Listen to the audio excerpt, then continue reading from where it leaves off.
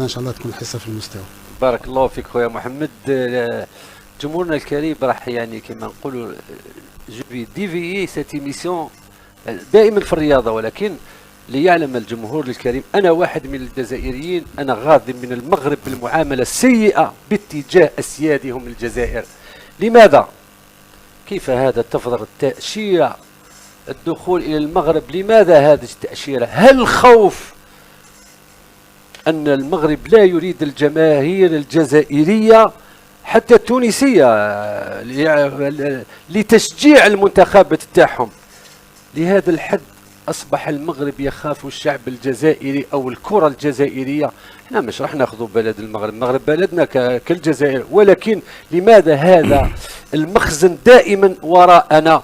أنت في كأس أفريقيا، يعني راح تشمل الأفريقيا. الكريم راح يعني كما نقولوا جو في ديفيي سيت ايميسيون دائما في الرياضة، ولكن ليعلم الجمهور الكريم أنا واحد من الجزائريين، أنا غاضب من المغرب بالمعاملة السيئة باتجاه أسيادهم الجزائر.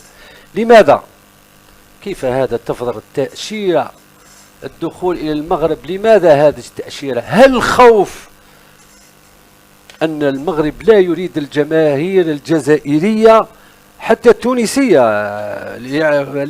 لتشجيع المنتخبات تاعهم؟ لهذا الحد أصبح المغرب يخاف الشعب الجزائري أو الكرة الجزائرية. احنا مش راح ناخذوا بلد المغرب، المغرب بلدنا كالجزائر، ولكن لماذا هذا المخزن دائما وراءنا؟ أنت في كأس أفريقيا، يعني راح تشمل الأفريقيا كلها، تروح لانطلاق المشاكل ولا بعد. احنا في مشاكل كبار قبل انطلاق هذه الدورة يعني ب3 أشهر. والله يعني أنا أقول ما أبشع قلة الأصل حينما تأتيك من أشخاص قريبون إليك. هذا الشيء أنا نقول بالنسبة للشعب المغربي لأنه قريب منا. لماذا هذا الشيء؟ وش راح نقول؟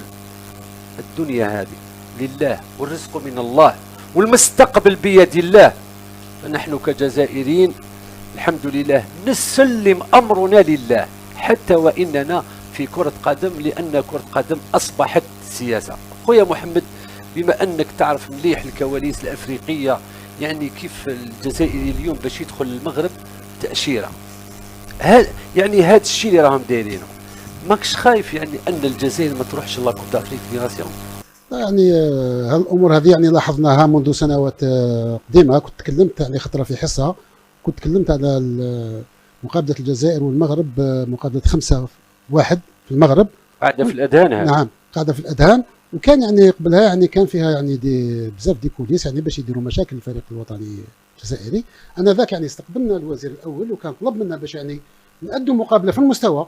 انا نهضروا بشهاده هذا الكلام اللي نهضر عليه، كان طلب منا بلي باش نكونوا في المستوى ونديروا مقابله كبيره باش نشرفوا الفريق الوطني. ما دخلناش يعني في كوليس واحد اخرين. بار كونتر هما يعني كان استقبال حار، ولكن كانت يعني امور قاموا بها داخل الفندق ما نقدرش ما نتكلم عليها قدام الملأ. سبحان الله. يعني داروا امور لحقوا وين يعني داروا لنا مشاكل باش تخلط الفريق. ويعني روزمون يعني كما قال لك كان محي الدين خالد في هذاك الوقت كان يعني في المستوى ويعني جمع اللاعبين، وكان فيها كما نقول لك كلام يعني في المستوى، وعاودنا رجعنا الامور كما لازم الحال. في نهايه المقابله واش راح نتكلم على الشعب المغربي؟ لا الشعب احنا والله ما نتكلم عليه يعني. سياسيين المغاربه والشعب المغربي. الشعب المغربي في نهايه المقابله 5-1 كي خرجنا من الميدان رايحين الفندق كنا نستناو ربما بعض الامور يعني بالك تصرفات، لقينا يعني الشعب المغربي احتفل بالفوز تاع الفريق الوطني تقرانا في الجزائر. لا المغربيين يعني نقول لك احتفلوا احتفال كبير بالفوز وشجعونا يعني وكانوا يعني كانوا في المستوى. دوكا نولوا المسؤولين المغاربه انا شفنا يعني سي دي سبيسياليست في الامور كيما هذه، عندهم هدف يحبوا يلعبوا على المعنويات تاع الفريق الوطني، يحبوا يلعبوا على المعنويات تاع الشعب الجزائري. كان تكلم في الكوليس زميل قال لك يا ودي احنا الشعب الجزائري روح فيزا يدي الفيزا، دوكا الفيزا هذه راح يحبسوا بالك سير ما نعرف اكس دو بيرسون، راح يحبسوا 100 ولا 200. بصح الشعب الجزائري روح يشجع الفريق تاعو. غير معقول غير معقول نهائيات كاس افريقيا ولا كاس العالم نحوسوا يعني نديروا امور كيما هذه باش نمنعوا الشعب باش يتبع الفريق. لو كان فرضت هذه التأشيرة من قبل نقول كانت تأشيرة، ولماذا خصيصا؟ لأنه معروف المغاربة بسرقة هذه المظاهرات الكبرى والوصول إلى النهائيات. عمره ما كان وصل يعني بكرة قدم بدون كواليس، يعني الكواليس تاعهم كانت هذا الشيء. ولكن احنا رانا رايحين للشعب تاعنا، شعب مغربي والجزائري شعب واحد. لماذا هذا الحقد؟ كاين غير كلام في الصواب، باسكو هذه ربما فرصه، وانا نتحدى المغاربه مسؤولين سياسيين ماشي الشعب، نتحداهم باللي الجزائري والمغاربه كي يتلاقوا في المغرب راح تكون واحد الامور بيناتهم في المستوى. هذا شيء منتظر، كاين يعني شيء يربط ما بين، وربما هذا هو الشيء ربما اللي يخاف منه المغرب، ربما يخاف تكون يعني علاقه ما بين الشعوب وتزيد دير لهم مشاكل ليهم. دونك ما حبوش يخلوا كره القدم فوق الميدان. احنا يعني عندنا شفنا يعني الامور الاونه الاخيره المغرب الشك في وين كان مقابله ما يخلوهاش تنحصر في الميدان. توجور يحبوا النتيجه تاعها تبدا دابور في الكواليس. بارك الله فيك خويا محمد. خويا سفيان عطاف، يعني واش تشوف انت في هذا الشيء اللي راه يصرى وحنا على قدوم يعني على ايام، يعني 3 اشهر ولا 3 ايام، والشيء هذا ينوض دركا باش يحبس لك يعني ما يحبش الانفاس الجزائري كما قلت لي انت. الجزائري يقدر يمشي باي طريقه يكون في المغرب. ردود الفعل تاعك يعني واش تشوف اخويا؟ احنا والله كي نشوفوا الجمهور الجزائري العريض اللي متواجد في ديار الغربه اكثر بالك اللي راهم عايشين هنا فعلا. دونك ما حش يشدونا لا من الشرق ولا من الغرب ولا من الوسط ولا فعلا. احنا كما يقول لك بالعاميه احنا رانا في المغرب ورايحين ان شاء الله، ما تشدنا لا فيزا ونعرفوا الكواليس حنا تاع امورات هادو. دونك نظن الشعب الجزائري راه واعي ومحضر نفسه، حتى من ناحيه المنتخب الجزائري يعرفوا الامور هذه ويعرفوا باللي رانا رايحين لبلاصه وين حابين يكسرونا فعلا. دونك الامورات هادو الكواليس راح يحضروا لهم نظن ماشي 100% 1000% باش يكونوا حاضرين ان شاء الله في المغرب. بارك الله فيك سفيان. سيدي علي، القوة الضاربة للمنتخب الوطني هو الجمهور. يعني لما يشوف الجمهور تاعو اللاعبين الجزائري راح يزيد فيه القيمة هذيك، خاصة في بلد يعني ما المغرب او في فرنسا او حتى اللاعب الجزائري راح يكون عنده هذاك النص تمتم وينوض في المقابلة ويؤدي مباراة كبيرة رغم انه ذهب للمغرب. لماذا هذا التطور؟ شوف خويا ناصر، هي كما يقولوا استفزاز من المخزن ديريكت، يعني انسان يسمي الحاجه باساميها. يعني احنا دوكاتيك عندنا المخزن هو اللي راه في التواصل الاجتماعي راه يدير هذه الامور هذو. دوك حبه من حبه وكرهه من كرهه. الجزائري الاصيل يعرف المغربي الاصيل. احنا عندنا هم عايشين معنا لهنا وحنا تاعنا راهم عايشين معاهم. دونك يعني فرصه تنضل هذه الامور هذو يا استفزاز. دوك دير فيزا كما قال خويا سفيان. حنا الجاليه تاعنا يدات ديبلاسات وشفناهم فعلا. ما نروحوش كاع منا، حنا نشوفوا في التلفزيون كما قال والله ما يكفيهم ستاد يعني. وزاد قالها كي الفيلم تاع الرساله قال كي يدخلوها من الابواب بها كيما حبيت يجيوك من الكونغو يجيوك ما تعرفش كاع من يجيوك. وزيد اون بليس توما اسبانيا شغل كي يجيكم حاجه من اوروبا تاعنا يجيكم من اوروبا. تحبوا تاع اوروبا يدخلوا ليه لا تحبوا ندخلوا لكم انت من هذيك واسمو. دونك الفريق الوطني تاع كما قلت خويا ناصر خلاص والف هذاك لا غاليري هذيك تاعو. يعني سي ان سوتيان لي اشاك فوا يبين في كاس افريقيا ولا في كوب دي موند وين تكون عندنا ان فينال. احنا والفنا الفريق الوطني تاعنا دينا اكتسبناها من قبل في السبعينات او كان الشيخ محمد يشهد على هذا الشيء واكتسبناها من ام درمان. يعني ديبلاسمون اللي ما يصراش في التاريخ كاع. يعني فتحنا ارويقه في السماء وفتحنا هيدا يعني بلا زوغ بلا حتى حاجه. يعني هذا شيء صرا ما حش نقولوا راح نديروا. احنا صراو هذه الامور. دونك احنا نفوتوهم يعني كاع كجزائري نقول بلي احنا ماشي تاع عنف وحنا شعب محضر نعرف هذه الامور هذو. يا لو ديبلاسمون تاع الفريق تاع البيبليك تاع الفريق الوطني يروح باذن الله يروح ونروحوا على طريقه قانونيه ونكونوا في المغرب. نحن ان شاء الله همنا هو انه بيتكوفيتش يدير لنا فريق صحيح ان شاء الله باسكو المخزن هذا ولا غير يعني واحد اللي يسمع له ديجا شغل هذا الاستفزاز هذا تحس باللي كاين ضعف شويه. يعني نورمالمون انت ديرين فينال عطاو لك فينال يعني ولا شريتها ولا درت هذيك فينال باري تاع كوب دافريك، وبلد مجاور، بلد مسلم، بلد عربي. كان الناس اللي يكون عندها قيمه وعندها تحس باللي عندها حاجه كي تكون كاينه الفيزا في هذا لا بيريود نحي الفيزا. كنت العكس سبحان الله. هذه كي كانت ولا كانت كاينه؟ عشان نقول لك يعني انت راك تصغر في روحك يعني امور كيما هادو يعني شغل نشوفوهم باللي شويه حابطه، شويه النيفو حابط شويه. كانوا كيديروا في الامريك لاتين ولا ينحيو تولي تدخل كارتون ديتي، يديروا لي ترونسبور باغ اكزومبل، ندخلوا سيوتي باش ينسلوا الجزائر يقولوا تفتحي الحدود باش يكون فرح منها. لا الا راك تخمم في الفيزا نديروا فيزا ولا نجيبوك مع اسبانيا وندخلوا من هيك. هذه مليحه لينا شيخ ناصر، تفضل. هذه الامورات مليحه للجزائر ككل، نعرفوا بلي احنا عندنا مستوى عالي والناس تخاف الله فيك. الحمد لله. ولهذا لما انت واحد اللي ما تخافوش ما تقدرش دير له حاجز ولا شوف بالمغرب واحد يكون عنده عرس ناصر، عرس افريقيا يقولوا باللغه العربيه. ما تخيلش واش تعرف في العرس، تقول بالك واحد يجي يا اخي تفتح. وانا لهذا مستوى يعني منحط. ولهذا نقول لما تسمع الاقجع هذا تاعهم لما يقول مرحبا بالجزائر ومرحبا بالجزائريين، أنا أرد عليك أيها المخزن، لا داعي للتمثيل. دور الوفاء والمواقف كشفت غدركم، وهذا ليس من اليوم، منذ 400 سنة.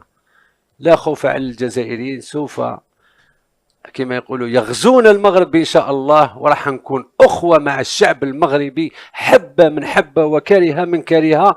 والشيخ جمال زيد يعطينا يعني انطباع حول هذه شوف ناصر، أنا كاينة حاجة صغيرة اللي حاب نهضرها برك. المروك عندهم سنة ولا سنتين يحاولوا باش يفتحوا يعاودوا يحيوا العلاقات الجزائرية المغربية. تحية حوت بالتوفيق. حبوا يعاودوا يحيوها باسكو عندهم اضرار كبيره على الحدود، حبوا يعاودوا يحيوا العلاقات بين الجزائر والمغرب. ولكن هنا نشوفوا التصرفات الغير رياضيه والغير لائقه ما يتساعد هذا الانفتاح. يعطيك الصحه. ما يتساعد هذا الانفتاح، هذا اولا. شيء ثاني، الجزائري معروف. شفنا الجزائر في فرنسا، في سان دوني يرفدوا قال 50 ولا 60 الف. ما كفاش. دونك شفنا المباراة الأخيرة ثاني تاع 3-0 مع كولومبيا. شوف نهضر على فرنسا، نلعبوا مع الفريق الفرنسي في فرنسا، مام الآخرين في فرنسا. مع الفريق الفرنسي ماشي مع كولومبيا، مع الفريق الفرنسي. الملعب ما كفاش للجزائريين. الجزائري معروف انه يحب الوطن تاعو ويحب الفريق تاعو فعلا. وكرة القدم تمد واحد السعادة كبيرة للجزائري، والجزائر مش حيفرط في السعاده تاعو، يلحق للمغرب ويشوف المقابلات اللي لازم يشوفهم. ونعاود نقول كلمه يعني ما لازمش نكونوا احنا كما يشوف المخزن، احنا نكونوا شعوب متاخيه بين الجزائر والمغرب، نكونوا شعوب متاخيه بالاخوه، نغلب ولا نتغلب على العنف المخزني. احنا دوك الواجب تاعنا ان نعاون الشعب المغربي كيف يتفوق على المخزن هذايا. وان شاء الله الجزائر دير كاس افريقيا مليحه، ونتمنى باش الدوره تكون في مستوى عالي، حتى وراهي ماشي في بلادنا نظمها المغرب، نتمناها باش تكون في مستوى عالي، هذا لفائده المتفرج ولمتعه المتفرج. المستوى العالي لو كان يكون الفرق هذه اللي فرضوا عليها الفيزا تشارك كلها، هذا هو السؤال المطروح. خايفين كاين فرق ما تروح ما تمشيش. لا ومن بعد تكون ضغوط من الفيفا، يكونوا ضغوط سياسيه كبيره من الفيفا. لا فيها تلحق مام حتى ربما تلحق حتى لوني، باسكو المبدا تاع الرياضه هو فصل السياسه على الرياضه. اي ولكن جمال شوف احنا لما نهضروا على الفوتبول الجيريان ما عندناش يعني كولسه كبيره كما اللي راهم عايشين بها المغاربه. خبر غير رسمي ولكن ربما راح يكون رسمي. رئيس الفيفا إيفانتينو، أنا نقول الخبر هذا باش من الجمهور الكريم يعني ما يكونش اللوم فوقي أنا. يقول لا سفر إلى زوريخ من الآن، فللدول الأفريقية التي تريد لقاءات أو شكاوي الذهاب إلى الرباط، خلاص عليها السفر إلى سويسرا. إذا كان هذا الشيء راح نطبق، وراح المغاربه او الجزائريين او التوانسه او الافريقيين كلهم يعني يولي اللي يحب يروح لسويسرا يروح للمغرب، خلاص سويسرا. يعني هنا واش راح تزيد لكن هذا الشيء صرا؟ ناصر هذا خرق للقانون الدولي تاع الفيفا. لا الايام امامنا، كاين قوانين منصوص عليها. ربما هنا انفونتينو يلعب بايامه الاخيره ولا يطبق هاد المقوله ويلعب بالايام الاخيره تاعو، لان راح بلدان امريكا اللاتينيه تنتفض، بلدان اسيا تنتفض، البلدان الافريقيه سوف تنتفض كذلك. تنتفض، ينتفضون على غزه باش ينتفضوا على الفوتبول ان شاء الله. لا انا نقولها لك من درك سي جمال والله العظيم، انا نقولها لك يفتح تما وتسكت الا تقعد غير تهدر كيما راهم يهضروا يعني الحكام العرب واش راهو صاري في خاوتنا هكذاك. مازال ما طابقتش، مازال ما طابليكاتش. اشاعه من بيت تلعب على السيستم داروها. علاش قلت لك مشاكل خويا محمد، مشاكل كبيره قبل 3 أشهر من بدايه هذه البطوله الافريقيه. هذا الشيء دخلوه ثاني كما يقولوا في قاموس الرياضه المغربيه تاعهم. هذا ايفانتينو لا كان هو رئيس فيدراليه يعني عالميه تعمل هذا الشيء اين، ولكن الفو طوندرا تو مون فرير ليك الخط محمد. دقيقه شوف في القانون الدولي كاين باش دير لو ريكور الطعن لازم تبدا اولا بالمؤسسه القاريه باش تنتقل للمؤسسه العالميه. يعني هنا نجم نقولوا بلي راه محق محال.